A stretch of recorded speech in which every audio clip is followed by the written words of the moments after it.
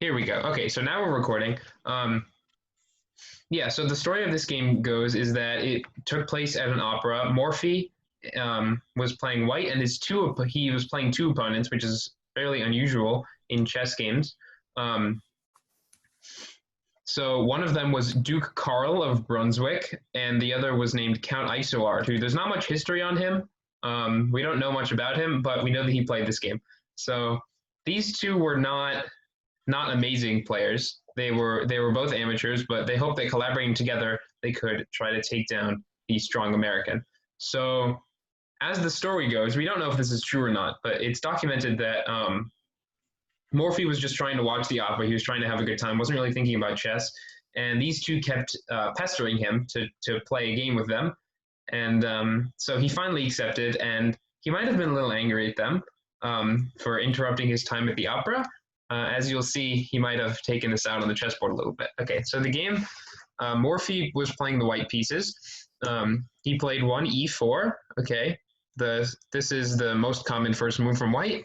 Black follows suit and gets his pieces out, controls the center. White develops his knight while attacking the black pawn in the middle of the board. So when I showed a game before, I showed black playing the move knight e6, which gets his knight out as well as defending his pawn. The move black played in the game defends his pawn, so he doesn't give up a pawn, but it's slightly more, slightly a little more passive. It doesn't really do much.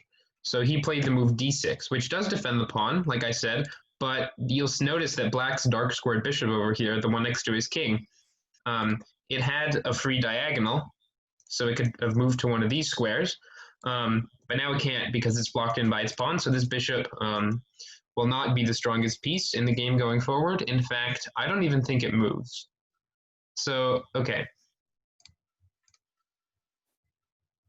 White tries to control the center. He pushes a pawn in the middle of the board.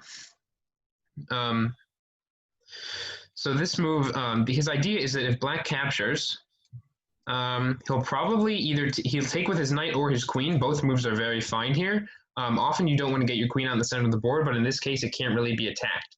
If black tries to get his knight out, so he brings his knight out and attacks white's queen. That's a very good move, but white can develop and save his queen with the tricky move bishop to b5. Now, if black tries to take white's queen, you'll notice it won't let me because the bishop pins the knight to the king. And white would have a good game.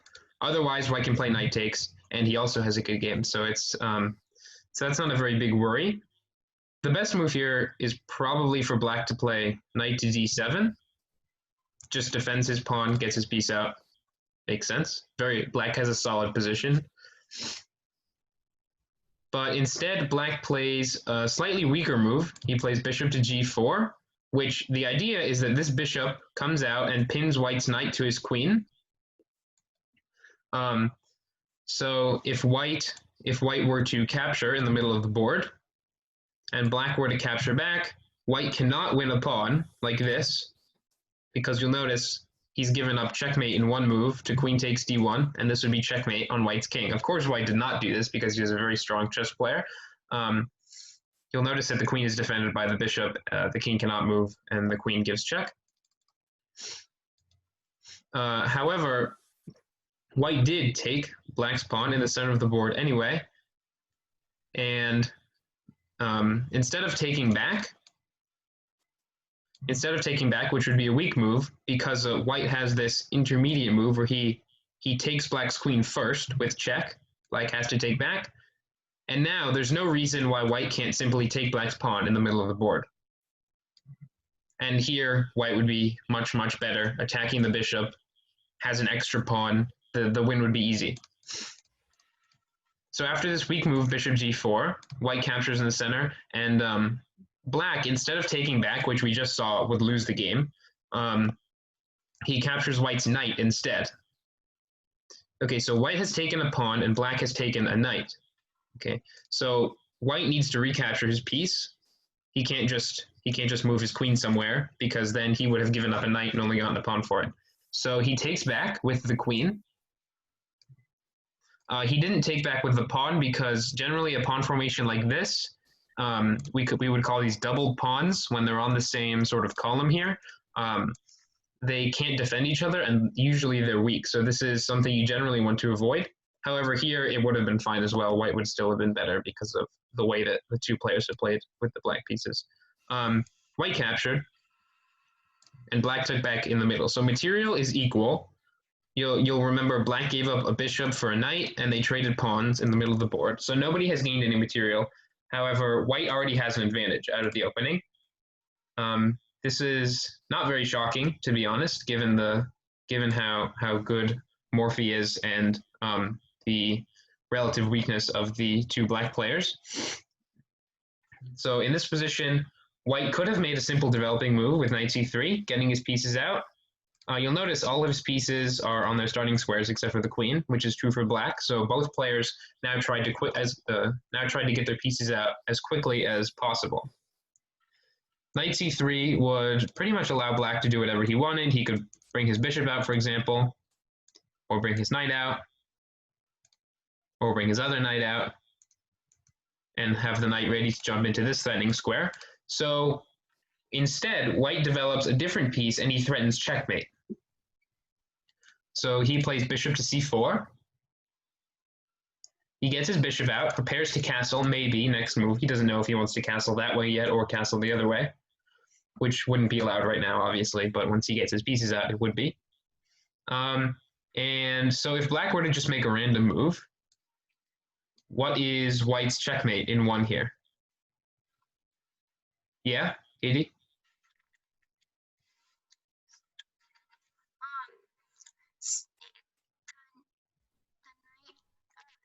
The bishop should move to b5. Bishop should move to b5. Okay, so this is check. So that would be the first requirement if it were checkmate. However, black has a multitude of legal moves here. The one he would probably play would be to block with the pawn. And it's not checkmate. So that was at least, it was check. Okay. However, white has a significantly better move here, which ends the game instantly. I'll give you guys a moment to find it.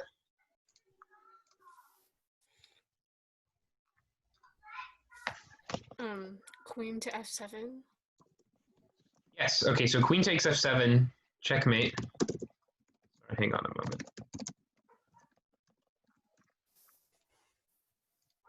So queen takes f7, checkmate is the correct move. That's the threat that white made with his last move, bishop to c4. Obviously, here he could have taken. However, black would have simply taken back, and white would lose the game because he gave up his queen for absolutely no reason. So black could get his bishop out, and then queen takes f7, checkmate. You'll notice that the queen controls all the squares that the king can go to.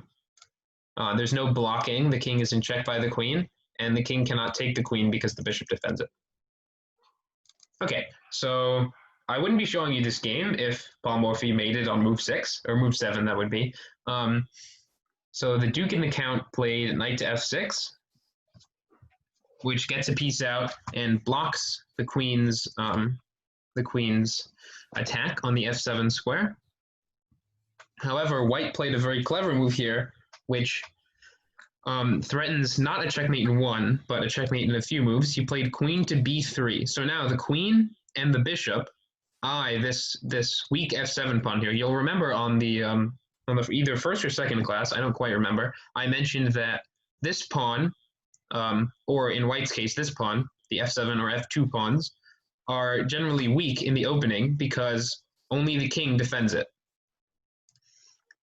So you'll notice white wants to take advantage of that by playing, if black doesn't play anything, by playing bishop takes f7 check. The queen defends the bishop now. So obviously the black king can't take, and wherever the black king moves, say here, this would be checkmate, actually, because the queen controls all of the escape squares and checks the king. The bishop defends the queen, it's checkmate. The other threat that white has here is to play queen, so let's say black plays a different nothing move, h6. The other threat, if he doesn't see the checkmate for some reason, which he obviously did, was to play queen takes b7, which wins a pawn and attacks the black rook. Here, white would also be winning. So to try to defend your hands up, yeah?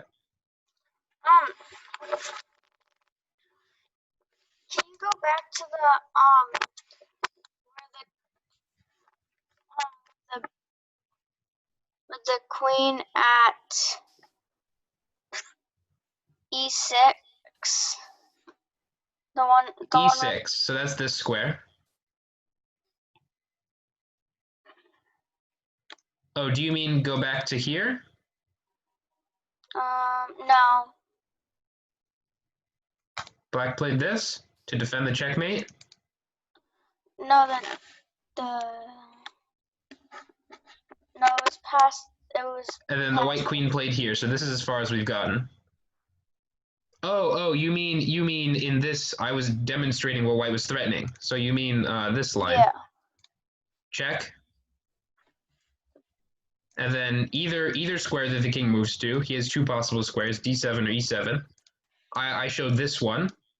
Queen to e6 is checkmate. But the queen can't jump over pieces, so. Oh wait. Oh yeah, never mind. Yeah, so there are no pieces here. So yeah, this would be checkmate. It's okay. That was a good question. As a side note, if you ever want me to go back, like she just did, that's perfectly fine. If I went a little too quickly, just let me know. And also just to demonstrate, if the king were to go here, this is also checkmate. Queen controls all the squares, the king is checkmated.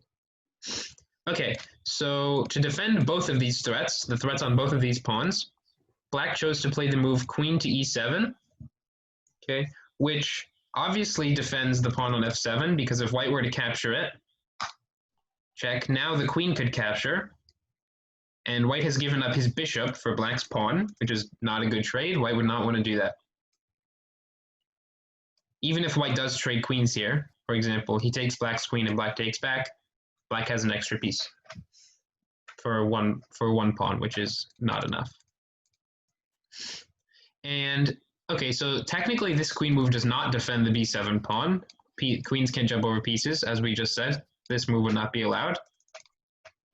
However, the Duke and the Count had an idea in mind, which was this check.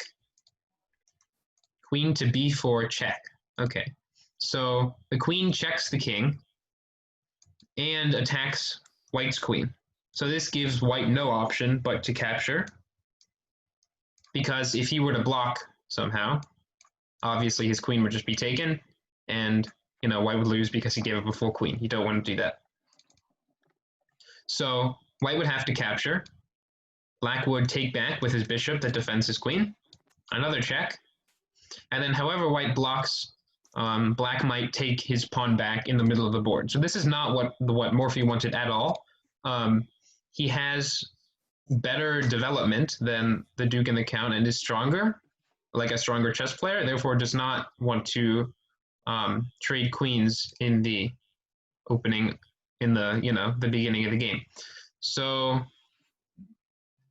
instead of capturing, which would lead to a trade of queens, Morphy countered this threat by playing knight c3. Now he really is threatening to take this pawn, because queen b4, like if he does nothing, and white does take, queen b4 would not be check, because obviously the knight's in the way, and then simply the rook would be taken and black would lose. So knight c3 parries the threat of queen to b4. Still continues to threaten this. If black plays queen to b4 anyway, you'll notice that white can't move his queen out of a queen trade right now. He either has to take or go here or here, on both of which occasion black could simply take white's queen. But the queen has given up defense of this pawn, so white would play this and checkmate, or not checkmate because the king has his square, but he would win in a similar fashion to what we saw before. So black chooses to defend his pawn in a slightly sneaky way by playing pawn to c6. Now there's nothing blocking the queen from defending the pawn. So if white were to take, black would simply take back. Okay, so it seems as though black has defended everything, but you'll notice he had to make a few concessions to do so. So first of all, his queen blocks the development square for his bishop. So his bishop wants to get out. However, he can't jump over his queen. And if his queen moves somewhere and then his bishop gets out, well, that just seems to waste a lot of time because the queen has already moved. And the queen is stuck defending these weaknesses that he's created. Also, white has 3 pieces out, and they're all placed very aggressively. The queen and the bishop target black's weak pawns. The knight defends the center. Whereas black has 2 pieces out, and they're simply defending. So at this point, Paul Morphy has a lead in development, and he chooses to keep developing. So he plays bishop to g5. You'll remember last week, near the end, I said there was a term for this. Actually, I think I used it earlier today as well.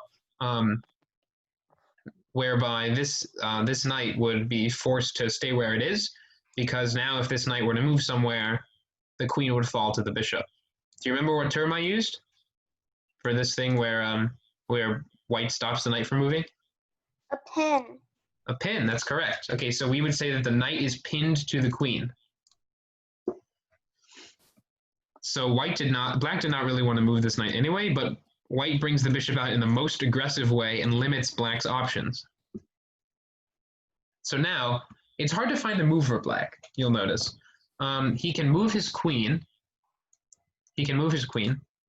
But that would be slightly unpleasant because white might be able to capture, and I said before that you usually don't want your pawns to be in this type of formation because they're generally very weak. And here, black only has 1 piece out, white still has 3. He's ready to castle either side, and black still has a lot of pieces to get out. So this would not be what black wanted. If he develops his knight, this would make sense because it defends the other knight on f6. However, it would give up this pawn on b7 because you've obstructed your queen's defense. If black were to attack the bishop, well, white has 2 good options here. Either he could back up and maintain the pin, or he could simply take. So he had a lot of options, none of them very pleasing. He played a move probably worse than all of the ones that I just said, or I shouldn't say he, the 2 players playing black, Duke Karl of Brunswick and Count Isouard, played the move b5. So striking out at this bishop might not seem bad at first. The bishop doesn't have any safe squares here and would have to back up. However, Paul Morphy was known for attacking. So this is his usual game plan. So he generally, at that time, it was very common that one side would have all of his pieces out and be attacking, and the other side would simply defend for the whole game. And Morphy did not want to switch to defense. So he could have brought his bishop back, but then black would simply bring his knight out and his position would pretty much be fine. So Morphy, playing white, being a very strong player, decided to make a sacrifice here. So usually I say you don't want to give up your pieces for the opponent's pawns, your knights or your bishops for the opponent's pawns. So here, white, in fact, did do that. He played knight takes b5. Okay, so the knight gives itself up. Obviously, black can capture this, and white would take back with check. Okay, so let's see what just happened. White gave up this knight for 2 of black's pawns. You'll remember that I said knights and bishops are usually worth 3, generally like 3 points of material, whereas pawns are only worth 1. So he got 2 pawns for it. So he's still down. Like black has stronger pieces here. However, you'll notice white is attacking and black needs to spend the rest of the game defending. That is why white chose to give up material, because he had a very clear reason. He wanted his position to be very strong, and right now it is. This sacrifice was totally correct. It was the best move in the position, by far. Black has a few options here. He can either block the check, or he can move his king. Obviously, moving his king would be very dangerous. White might simply check, and this king is going to be in big trouble. White has all of his pieces out. He would be attacking black's king, and it would be very difficult for black to defend because all his pieces are sort of tied down. So it makes more sense that black wanted to block the check here. So there aren't very many good ways to block it. For example, if he were to block with the knight, he would lose his queen. You'll notice this knight is still pinned. If he blocks with his knight on b8, he would need to block with it here, which is what was played in the game. He obviously is not going to block with his queen because white would simply take it and have a queen. So black chose to do this, but now you'll notice black is all of his pieces are a bit tied down. So both of his knights are pinned, so he can't move either of his knights, because if he were to move this one, he would give up his king, which you can't do.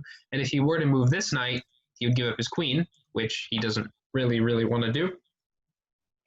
So white, noticing that black can't really strike back, chose this opportunity to put more pressure on the pinned knight here. If white were to take it right now, he would give up most of his attack, because black would simply play queen takes, and white can't really do much here. So he wanted to use his rooks to get into the attack. So what move did white play here that made his king safe and also used his rook to attack black's d7 knight? What do you think? I'll give you some time to consider.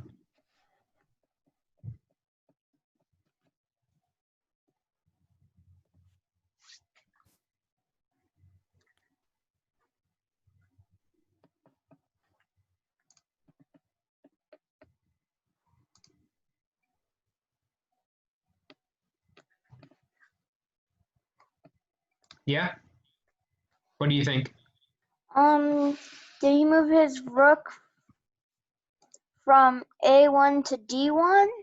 Okay, so that would be a very good move here. However, white has still left his king in the center of the board. So white basically played this move, but instead he canceled queenside. You'll remember on the first day I mentioned that this was a possibility, and here it's shown in full force. So white gets his king out of the center of the board to safety on the c1 square, and his rook puts more pressure on the pinned knight. So this is kind of the perfect move here. Black brought in his rook to defend, but here white spotted a very strong possibility. He used what we call a combination in chess. So he made a few very strong moves in the row that simply won the game for him. So now it's very clear that black's pieces are super bottled up. This rook cannot move because it's the defender of this knight. Neither of his knights can move, as I mentioned before, because they're pinned by white's strong bishops. His queen is also a defender of this knight, so his queen moving would not be a great idea. If it were black to move here, he would really struggle to find a move. So white decided, he noticed that he's playing with all his pieces here. All of his pieces are very strong, attacking black, except this one, right? This rook on h1 doesn't really do anything. So white chose to give up yet another piece, so that he could get his rook on h1 into play. And he played the very strong move, rook takes d7. Okay, so white gave up a rook for black's knight. Black is going to recapture. He can't take with the knight nor the queen, because if he takes with the knight, he will lose his queen. The knight is still pinned. I mentioned that a few times. If he takes with the queen, he loses his queen also to white's other bishop this time. So he chooses to take with the rook, and white brings his last piece into play. Now all of white's pieces work together beautifully here to put a lot of pressure on black's pinned rook here. They can't move.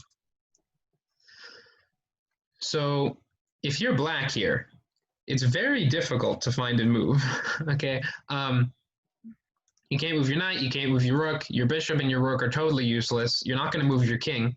So black played one of his only good moves, which happens to just lose the game straight away. He played queen to e6. So now white found a very strong combination. Well, this is sort of part of the first combination that he played when he sacrificed his rook. White could take black's queen, but then black would simply recapture with the pawn, and you don't really want to trade queens when you're attacking your opponent. So instead, white first took the bishop with check, Now, black is not going to give up his queen because white would simply take it with his rook. Black doesn't want to give up his queen. So he took with his knight, which is now not pinned. And it looks like white has to trade queens here. But actually, white has a much better move here. He plays a check. White has what's called checkmate in 2 moves here. So white plays a check, and then whatever black does to respond to the check, white gives checkmate. White's amazing queen sacrifice here. So he's given up a lot of pieces already. He gave up this knight, you remember? He gave up this rook before, and now he gives up his queen just to totally win the game. Queen to b8 check. So black cannot move his king. The queen and the bishop. Oh, I'm so sorry.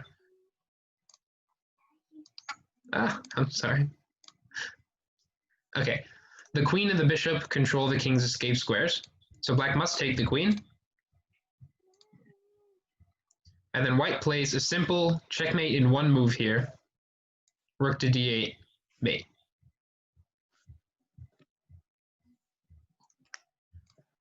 Okay, so you'll notice white sacrificed his queen, gives checkmate. Okay, so the black king is in check. The rook is defended, obviously, by this bishop, and it's very aesthetic. You'll notice black has a lot of extra material here. Both sides have a bishop and a rook. However, black has an extra queen and a knight, and if it weren't for the fact that he was in checkmate here, or if it weren't for the fact that most of his opponents were in checkmate here, the game would essentially be over. White would be just totally losing.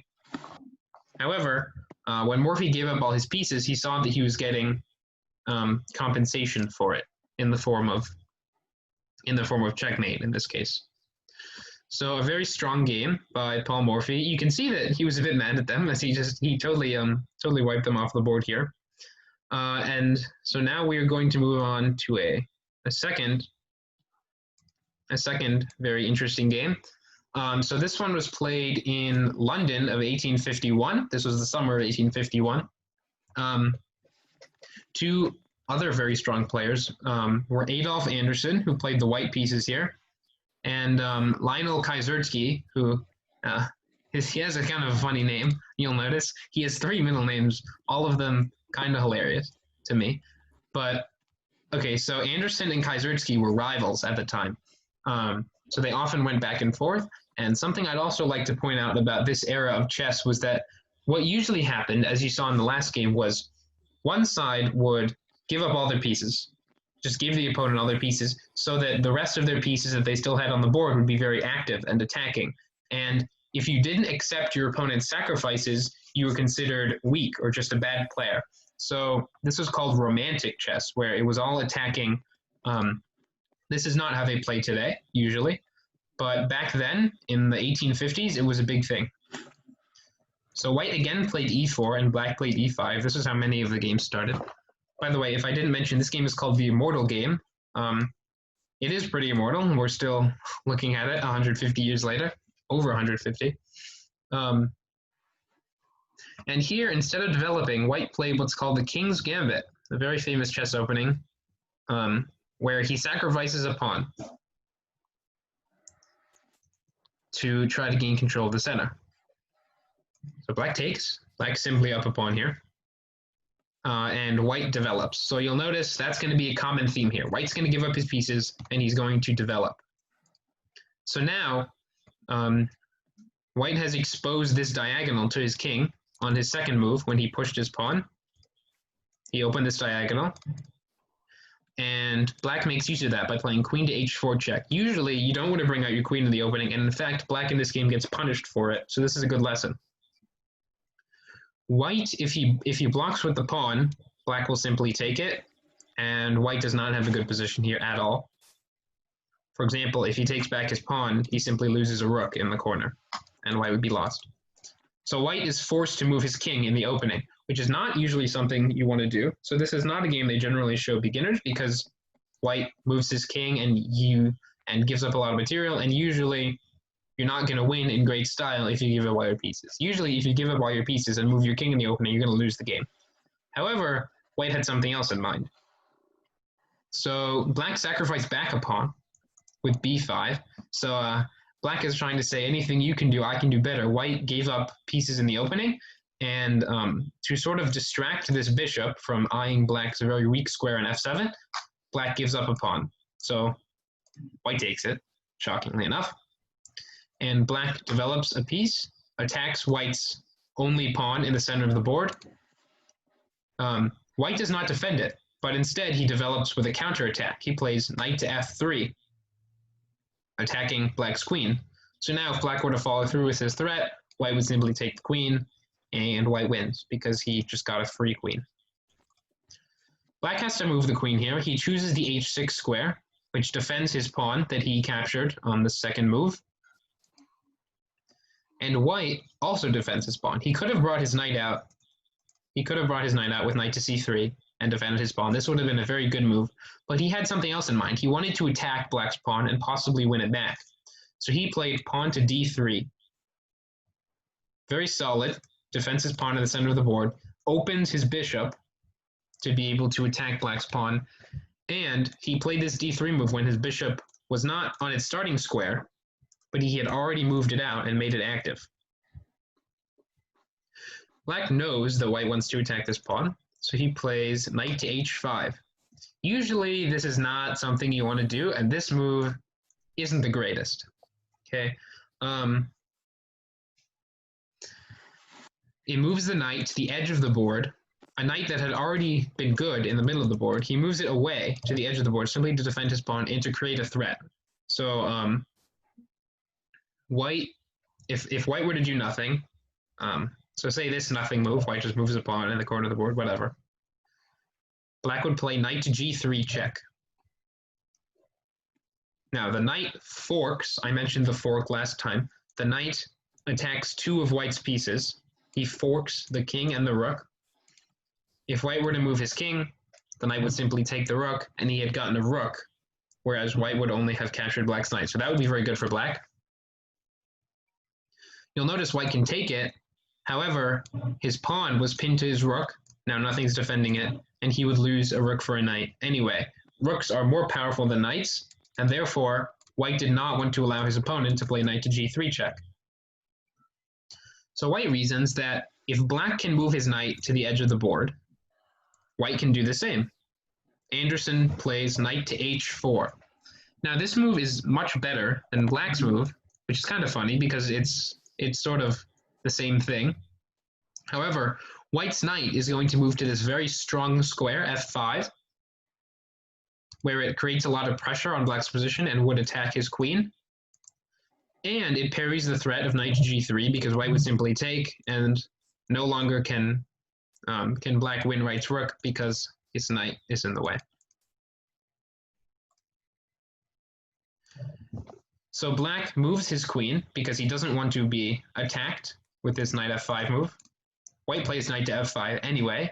This knight is very strong. You'll notice it creates a lot of unpleasant things in Black's camp. And Black kicks White's bishop. This is not an amazing move either, by the way. The idea is that if White were to bring his bishop back, this would be a very natural move. He put his bishop here in the opening to target this pawn, and he simply moves it back after capturing this pawn that Black gave him. Black would then play the move d5, pawn to d5, which attacks this bishop and attacks White's pawn. If White were to capture it, now there's nothing defending his knight. So Black would take it.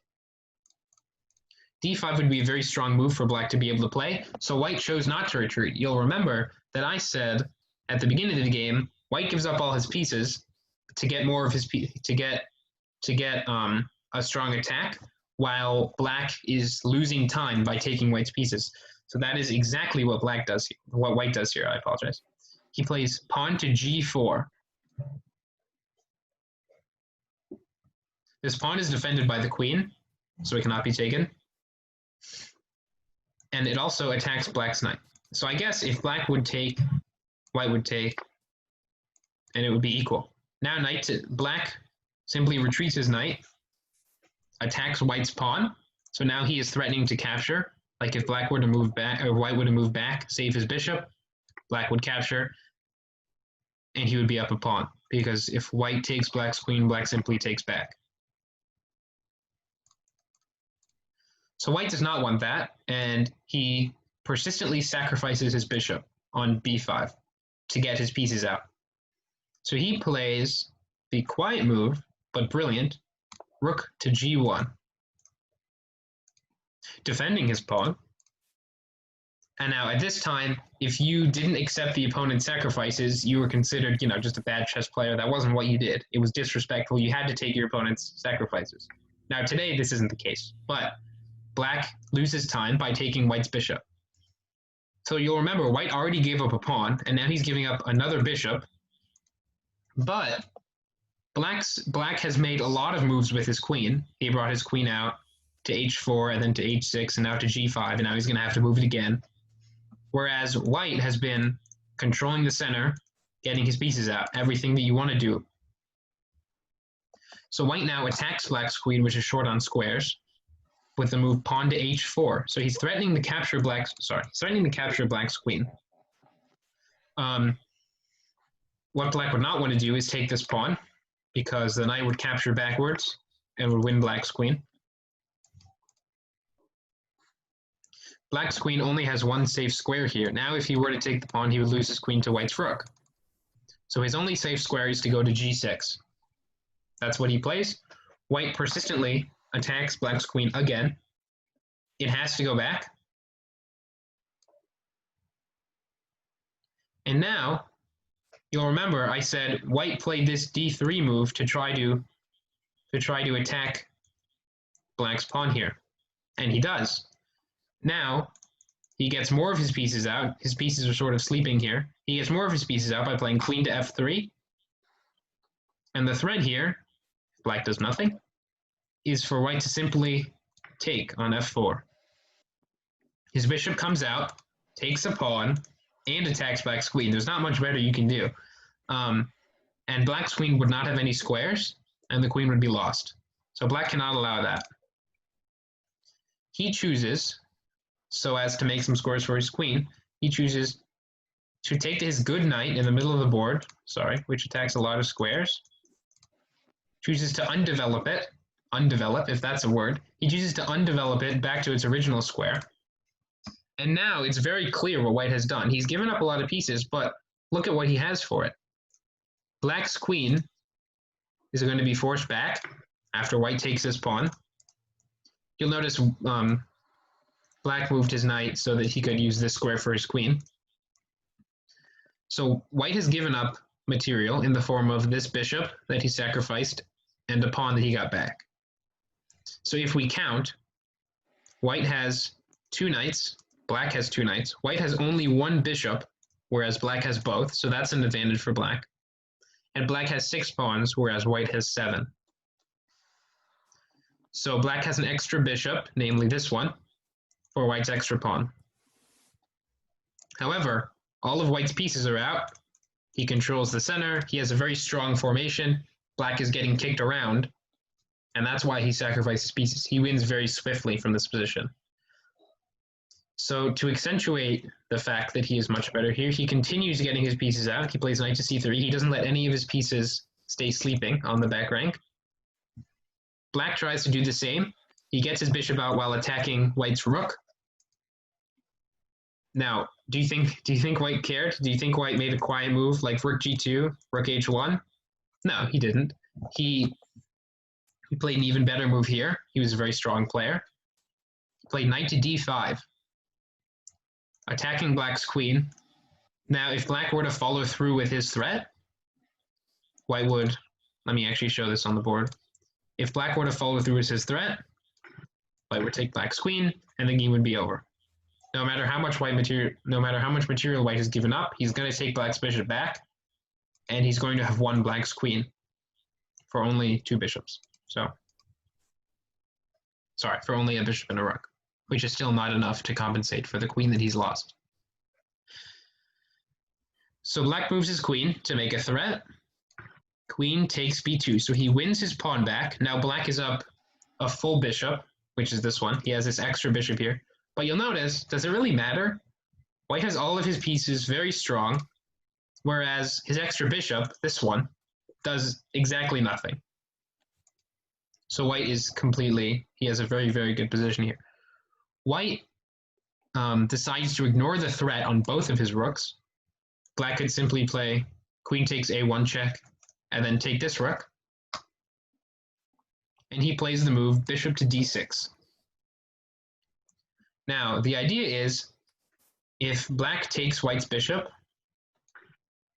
or sorry, if black takes white's rook, that's a rook, white would move his king, give up this other rook. Now this other rook attacks white, so he would more or less be forced to take it. White would have a checkmate here that I don't want to give away because it's very beautiful and it happens at the end of the game. So you'll see what white's checkmate is here. But take my word for it, white has checkmate in 1, 2, 3 moves here. And if black doesn't choose to take the rooks, if black takes white's bishop, white takes back with check. And now the king has two options. If it moves to the f8 square, white has checkmate in one move with queen takes f7, checkmate. The king can't go anywhere, and the queen is defended by the knight. Or, if black's king moves to the d8 square, he simply plays, or white simply plays queen takes f7. Again, doesn't care about his rooks. Black can have those if he wants. White would simply move his king, and now he would be threatening black's queen, as well as checkmate on this square. For example, if black takes another pawn with his queen, white would play queen to e8, checkmate. The king is in check, the knight defends the queen, and white's knight on d5 controls the escape squares. So that would be checkmate. So instead, if we go back to the game where white played bishop d6, black chose to play bishop takes g1. And now white does not have anything very clear here. He can play knight to c7 check, which would win one of black's rooks. But you'll notice the amount of material that he's given up is way more than a rook, way more. He's going to give up this rook with check and then be down a lot of pieces. So he can't really go to take black's pieces here. He has to go for checkmate. White does indeed get checkmate with a very strong move here that cuts black's queen off from the defense of his king side.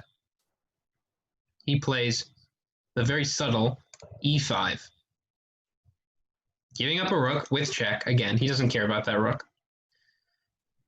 Black, of course, is obliged to take it. White moves his king because he's in check. And now, black does not have any checks with which to stop white's attack. An immediate threat here from white is to play knight to c...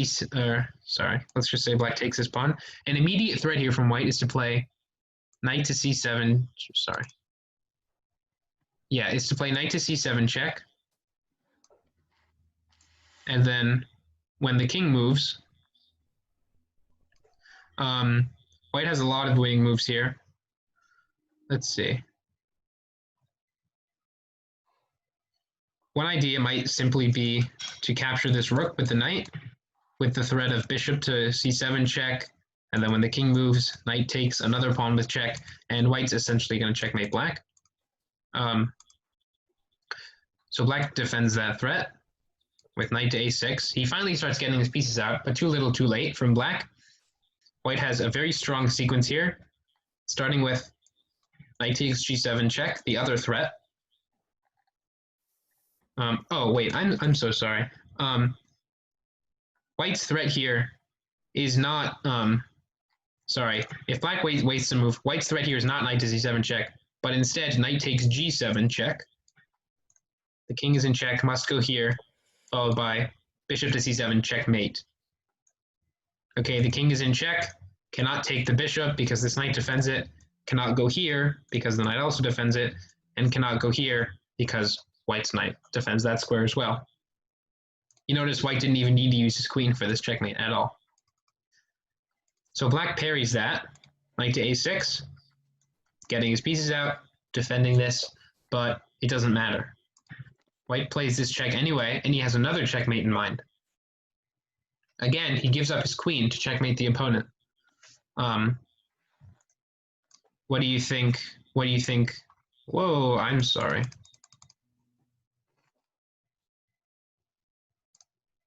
What do you think was the move that white played here to give up his queen with checkmate? Now white has a lot of checks. He has 1, 2, 3, 4. I see 4 checks that white has. Only one of them gives up his queen and gives checkmate next move. So what do you guys think that is? Sorry.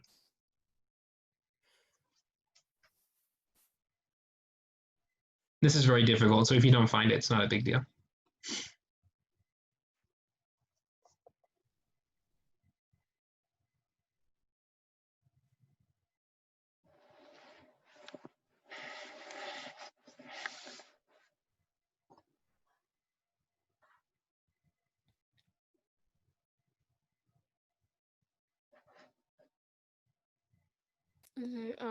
Queen to f6.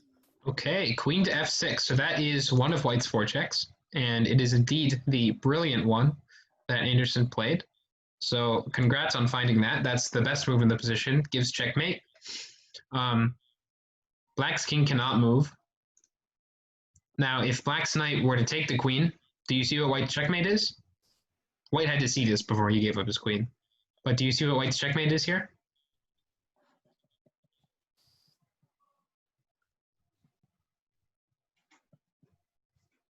Bishop to c7. Okay, so that's the right idea. However, bishop to c7 can be taken. You have to do that, but the other way.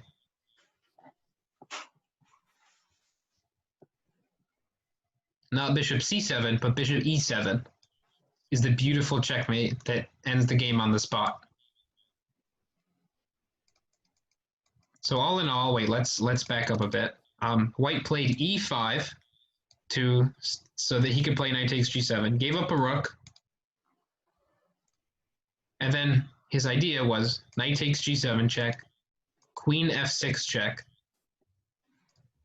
gives up his queen, and mates with his final 3 pieces, the knight, the bishop, and his other knight. In the final position, let's see, white has 2 knights, black has 2 knights, white has a bishop, black has a bishop. So black has an extra 2 rooks, queen, and bishop, but he's in checkmate. So this is what they did back then in the romantic era of chess, as they called it. White, as I said, gave up all his pieces to checkmate black. And so the games would either end with one side getting checkmated, or if white didn't have a checkmate here, the game would end with white losing because he is down 100 pieces. Not 100, but you know what I mean. So did you guys like those games? Did you find those interesting? Because there are many more games like that I could show. What did you think? Did you find them as beautiful as I do? Yeah, definitely. They were nice? Okay. That's a plus. Okay, so now for a few minutes, I wanted to segue. Next time, we'll be looking in this more in depth, but we're going to take a total detour here. We've looked at openings, like what you should do in the beginning of the game. We've looked at these games, examples of what players do in the middle of the game. A very important area of study is end games, okay? So what you should do at the end of the game. So we have a few minutes here. Very basic end games are end games where both sides have a king, both sides have pawns, or in this case, only one side has a pawn. And it comes down to whether or not the side with the pawn can reach the end of the board and make a queen. So this is one very, very basic endgame position here.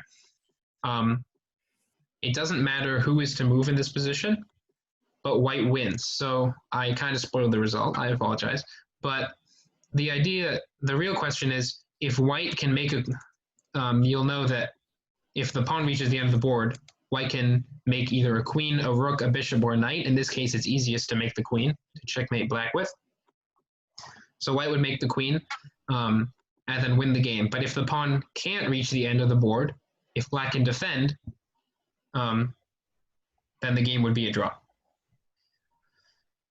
one thing to note here is that if black could simply say pass, if he could just give up his turn, force white to make all the moves, white would have no way of winning because black's king never moves and white cannot get his queen to the queening square. However, one very common concept is taking advantage of the fact that black cannot say pass. In chess, you must always move, even if you don't want to. So, in this position, white needs to step out of the way of his pawn. He has 4 legal moves here. King to any of these 4 squares. Which one do you guys think you would play here? 2 of them win and 2 of them do not win. White's hoping to win, obviously.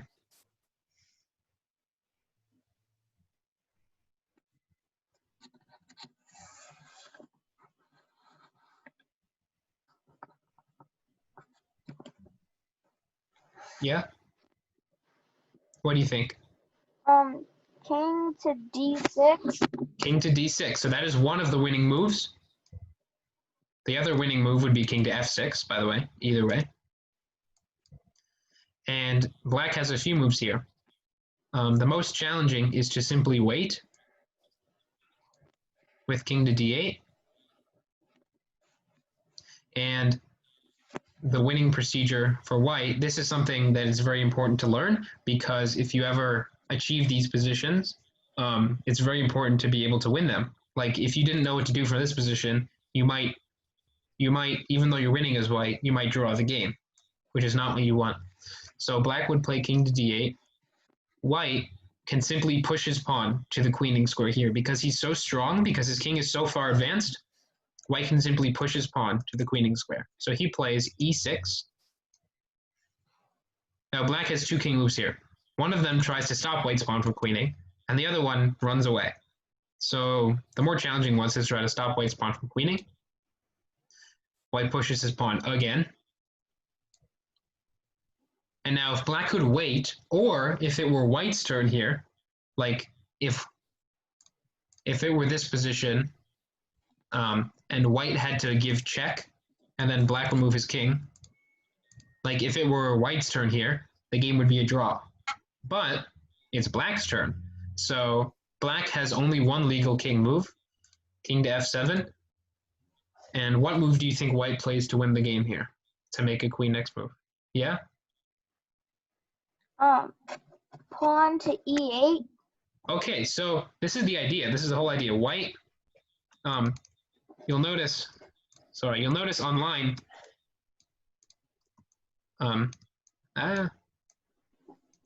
it gives you the option of making a queen, a knight, a rook, or a bishop. The piece you usually want to make is a queen, okay? Because simply it's the strongest piece and it's the easiest to checkmate with. However, if you make a queen here, black takes it. And king versus king is a draw. Like the game ends here. You don't even play on any further because it's a draw. Neither side can win. Like the kings can't even touch each other. So instead, white has to prepare that queening move.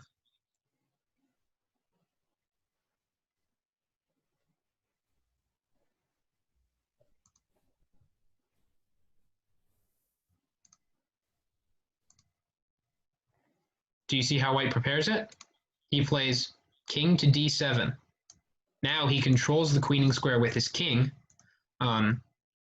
Even no matter what black does here, he makes a queen next move. So say black goes here.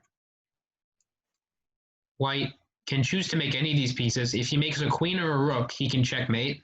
If he makes a bishop or a knight, the game would be a draw because you cannot checkmate with a single bishop or a single knight against your opponent's king.